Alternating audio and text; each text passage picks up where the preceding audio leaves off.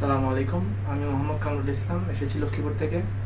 আমি uniting education থেকে 4 মাসের ল্যাঙ্গুয়েজ কোর্স 2.5 মাসে শেষ করে নাট পাস করি এবং জুলাই সেশনের জন্য অ্যাপ্লিকেশন করি।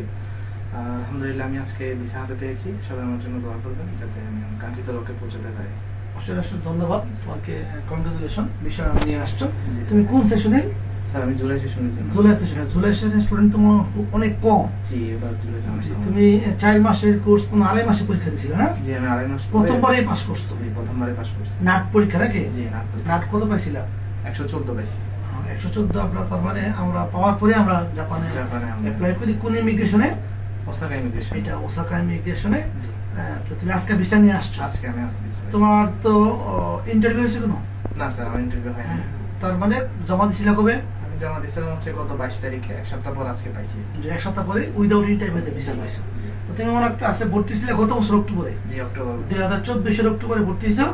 2025 এখন জুলাই, আগামীকাল জুলাই, মানে জুলাইয়ের প্রথম সপ্তাহ তুমি জাপানে চলে যাচ্ছো। জি, ইনশাআল্লাহ। তার মানে কয় মাস? 8-9 মাসের মতো আছে না? 8 মাস নাকি? 8 মাস। 8 মাসের মতো। তো তার মানে স্টুডেন্টের উদ্দেশ্যে আসলে অনেক স্টুডেন্টরা বলে যে 1.5 বছর অথবা 2 বছর লাগে। তো আমরা মনে করি যে তুমি ল্যাঙ্গুয়েজ ভালো করে কমপ্লিট করতে পারছো অতি অল্প সময়ে, এর জন্য 8 মাসে সাকসেস হতে পারছো।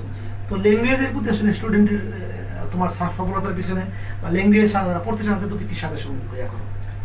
আসলে আমরা প্রথমে অনেকেই এই নিহঙ্গটা কঠিন মনে করি। ইভেন আমিও নিজেও মনে করছিলাম প্রথমে, আমি ভাবছিলাম হয়তো হবে না, কিন্তু আসলে যখন আমাদের এখানে অভিজ্ঞ টিচার্সরা আছেন তাদের গাইডলাইনে আসলে চেষ্টা করছি, আলহামদুলিল্লাহ আসলে অতটা কঠিন না। চেষ্টা করলে সবাই করতে পারবে এবং খুবই অল্প সময়ের মধ্যে করতে পারবে যদি আসলে ভালোভাবে লেগে থাকা যায় আর কি।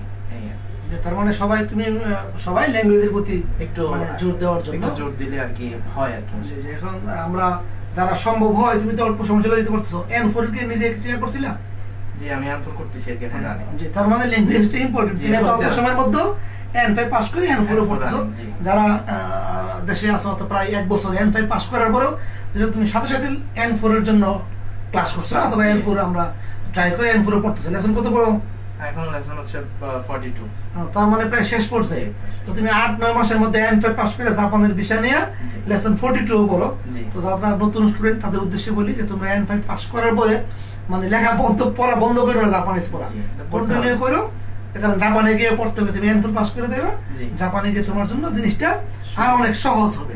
তাহলে তোমার প্রতি অনেক অনেক শুভকামনা রইল। আমরা আশা করি যেরকম 2.5 মাসে N5 পাস করছো, জাপানে গিয়ে N2 N1 কমপ্লিট করো। তোমার সর্বাঙ্গীন সফলতা কামনা করি। জি স্যার, দোয়া করবেন স্যার।